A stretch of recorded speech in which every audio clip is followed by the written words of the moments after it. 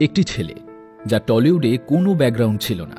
সে না বলতে পারত ডায়লগ, না করতে পারত অভিনয়। বাংলা উচ্চারণটাও ছিল জঘন্য। তোতলা বলে তাকে উঠতে বসতে খোঁটা দিত সবাই। ট্রোলিং ছিল তার নিত্যসঙ্গী।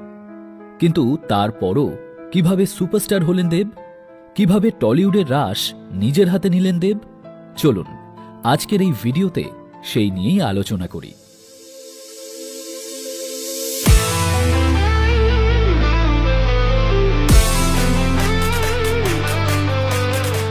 সমকালীন সব অভিনেতার থেকে এগিয়ে তিনি। বর্তমানে টলিউড ইন্ডাস্ট্রিতে সুপারস্টার বলতে প্রসেনজিতের পরেই দেবের নাম নেন সকলে। কিন্তু তার এই দেব হয়ে ওঠা মোটেই সহজ ছিল না। দেবের সমকালীন নায়কদের মধ্যে ছিলেন সোহম চক্রবর্তী, অঙ্কুশ হাজরা, যিশু সেনগুপ্ত, আবির চ্যাটার্জিরা। তবে দেবের মতো জনপ্রিয়তা কিংবা ফ্যান বেস এই মুহূর্তে কারও নেই। দেবের কড়া প্রতিদ্বন্দ্বী জিতের সিনেমাও হলে এখন তেমন আর চলে না। বলতে গেলে এখন দেবের সিনেমা মুক্তির দিকে বড় আশা নিয়ে তাকিয়ে থাকে টলিউড। একটা সময় পিছিয়ে আস্তে আস্তে টলিউডের পিঠ ঠেকে গিয়েছিল দেওয়ালে। দেবের সিনেমায় টলিউডকে ঘুরে দাঁড়ানোর সাহস দিচ্ছে। অনেকেই বলছেন আগামী দিনে টলিউডের ভবিষ্যৎ নির্ধারণ করবেন দেব, এবং তিনি সেই কাজ শুরু করেও দিয়েছেন। অথচ দেবের জার্নিটা কিন্তু একেবারেই সহজ ছিল না। অভিনয়, উচ্চারণ ইত্যাদি নিয়ে প্রথম এত কটাক্ষ পেতেন যে টলিউডে তিনি টিকে থাকবেন এমন আশাও করতেন না কেউ। কিন্তু দেব নিজেকে হারিয়ে যেতে দেননি। এর সম্পূর্ণ ক্রেডিট কিন্তু তারই প্রাপ্য।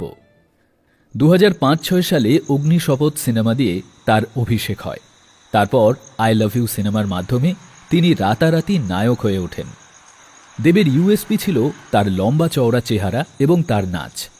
বেশ ভালো নাচতে পারতেন তিনি, কিন্তু অভিনয় আর উচ্চারণে বারবার মাত খেতেন।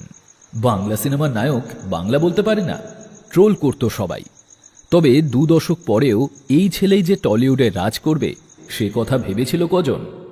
অথচ দেব পেরেছেন। কিভাবে? স্ট্রাগলের হলেও খুবই ইন্টারেস্টিং দেবের এই জার্নিটা। ট্রোলিং দেবের বড় শক্তি। হ্যাঁ, ঠিকই শুনছেন, দেবকে নিয়ে সোশ্যাল মিডিয়াতে অন্তত লাখখানেক ট্রোল এবং মিম কন্টেন্ট বেরিয়েছে। কিন্তু দেব কখনো পাল্টা প্রতিক্রিয়া দেননি ট্রোলারদের। বরং একসময় যে ইউটিউবাররা তাকে নিয়ে ট্রোল করতেন, ছবির প্রমোশনে তাদেরকেই কাজে লাগিয়েছেন। যেমন দ্য বঙ্গাই কিরণ দত্তের সঙ্গে কোলাবোরেশন করেছেন তিনি, আর সেই সঙ্গে অনবরত নিজেকে আরও বেশি যোগ্য করে তোলার চেষ্টা চালিয়ে গিয়েছেন।